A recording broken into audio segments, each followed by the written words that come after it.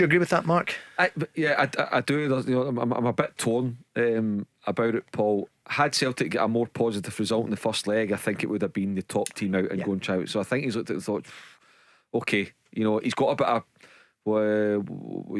he's got some credit in the bank with the Celtic supporters, Ange, and this is one that a gamble they took last night in terms of team selection, in terms of preparation. I don't agree with not going and even having a walk around the pitch the night before, not necessarily a training session, but just go and get a feel for your surroundings. Have you ever seen that over the years? I've never. I have once or twice, okay. and it's become more the norm. But still, I always think go and get a wee feel for your surroundings. It didn't work for Roma.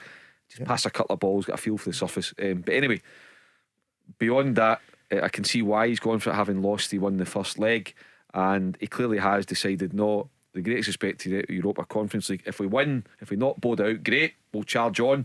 But if we don't, I'm not going to be overly fussed. Now, if this was 7 months ago, when you're losing games in the league and you've not won away from home for a while, I don't think he'd have done that.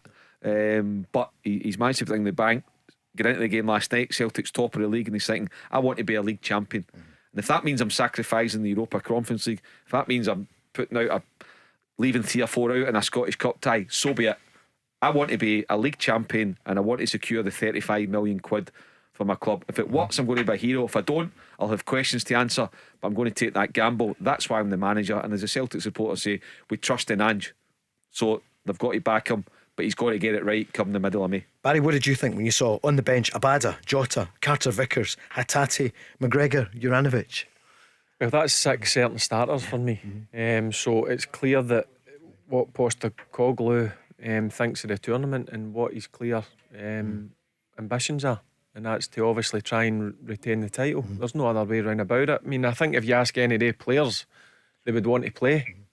So yep, when I seen the team coming out, I was surprised. But listen, he makes decisions. He's a manager. But in terms of the night before the game, even if you don't want to train on it, if I'm a player, I would maybe ask one of the staff, or maybe go to the gaffer and say, look, can I take a wee trip down, and even if you go a walk on it, just to see what type of surface it is, what your surroundings are like. Every European away game, I've got to be honest with you, we trained on the pitch. The only time I never trained on a pitch was the cup final against Arsenal at Wembley. We weren't allowed, but we went to the stadium, had a look round about, and walked out in the pitch just to have a look, as it says, night before.